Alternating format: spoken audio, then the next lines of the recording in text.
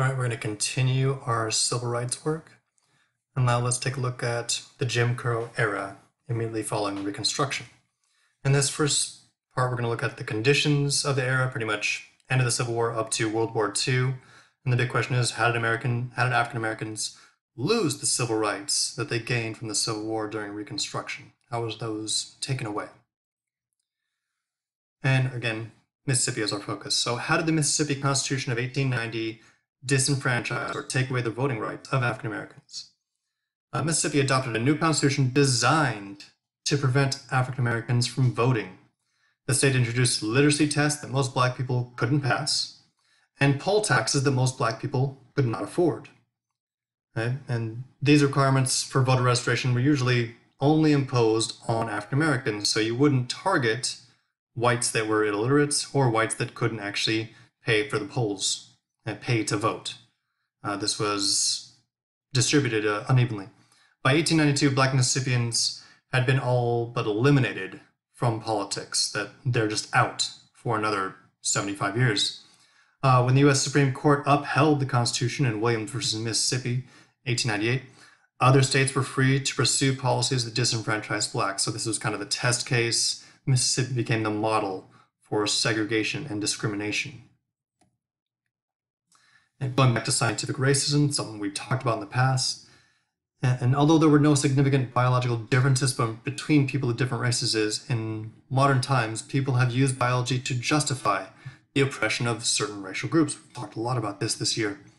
This is sometimes called scientific racism. It has no basis in reality, but it was nonetheless used. And slave owners used this to justify the enslavement of African Americans. And in the post-Reconstruction era, in this Jim Crow era, intellectuals in the North began to argue that African Americans were poor because they were somehow biologically inferior, because they were different. They were trying to come up with some justification besides these terrible laws. In reality, black poverty was caused by a lack of land and money, and discriminatory laws, racial violence, and other legacies of slavery. Slavery is the problem.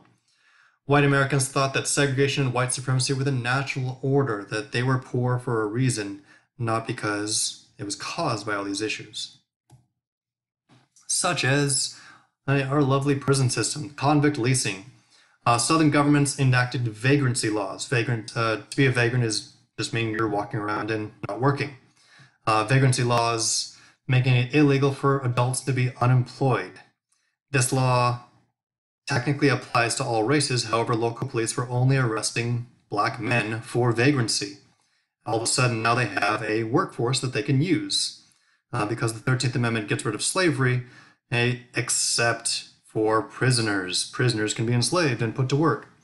And so, looking to make a profit, white businessmen and plantation owners asked the government to allow them to use prisoners as free labor on plantations, to build railroads, in our mines, in lumber camps. And so we have, all of a sudden, this free labor force in use throughout the South.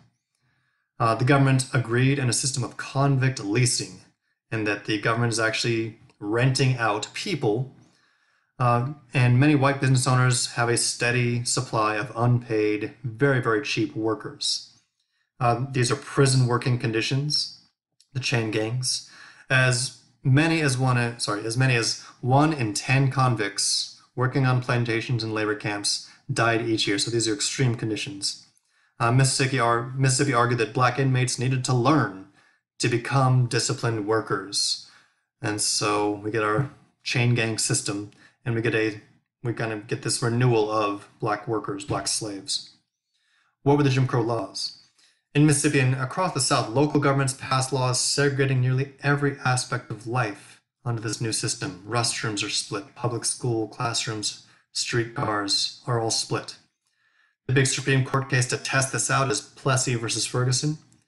And the federal government ruled that segregation did not violate the 14th Amendment's requirement of equal protection regardless of race. Black and white people could be legally separated as long as they're provided with equal services and opportunities, the idea of separate but equal. However, it's separate, yes, but it's never equal in most cases, and pretty much every case, African Americans are consistently given inferior services. Jim Crow laws, kind of a new After the slave codes, after the black codes, we get the Jim Crow laws.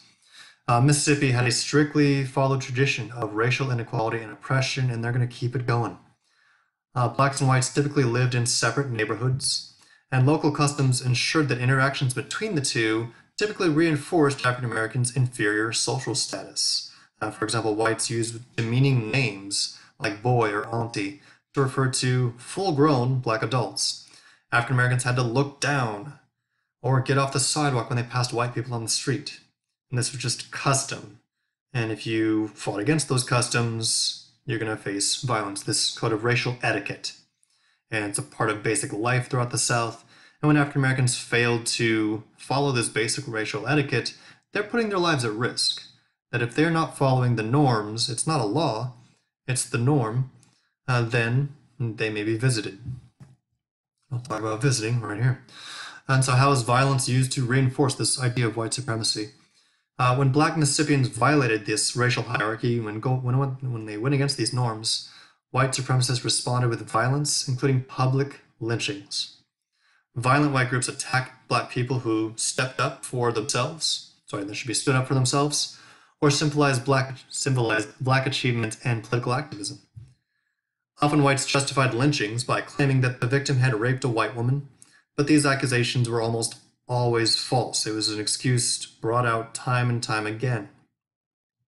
A majority of whites felt that lynchings were necessary to kind of maintain the social order, to maintain their status. In Mississippi, the officials responded to northern complaints by blaming black people for not understanding their place. Between 1889 and 1945, at least 476 people were lynched in Mississippi alone, more than any other state in the entire country. So, with all this against them, how are they making a living? And it's, again, sharecropping. 85% of African Americans worked on land owned by white planters, and mostly as sharecroppers. Though some landowners treated tenants fairly, although they are the exception, many would exploit them using fraud, racist laws, and threats of violence to maintain control over their plantation. So this is kind of an example here, where you've got one plantation that's going to be divided up into different sharecropping systems for separate black families. Men, women, and children all had to work long hours during peak seasons in this kind of exploitive system where they're not making as much money as they should.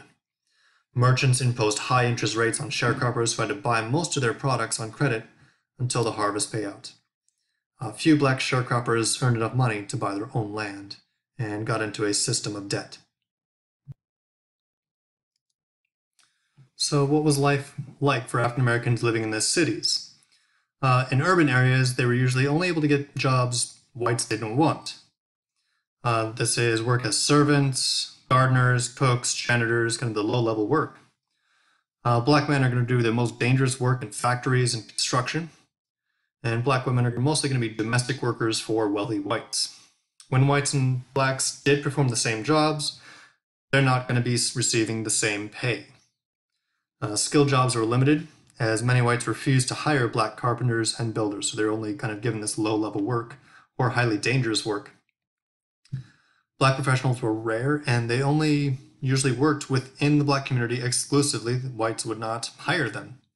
And so black doctors could only count on black patients to work with.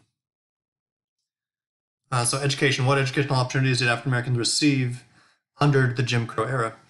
Black students were taught in separate and inferior schools. No state spent as little on black education as Mississippi. They were the worst. By 1930, the Mississippi state government was spending $31 per year on each white student and about $6 for each black student. Despite the lack of support, black Mississippians believed that education was the key to getting out of their situation. So they would often raise money for themselves to build new schoolhouses, to provide supplies for their students, for their kids. Black schools rarely went beyond the 8th grade, however. In 1916, there were no public high schools for blacks in Mississippi and only a couple of black universities, so it was exceedingly rare. Many white leaders feared that if black children received a good education, they would be able to pass the voter registration test and change the whole system and challenge this racial hierarchy. And so white Southerners advocated for agricultural and industrial education to train subservient workers. We'll stop there.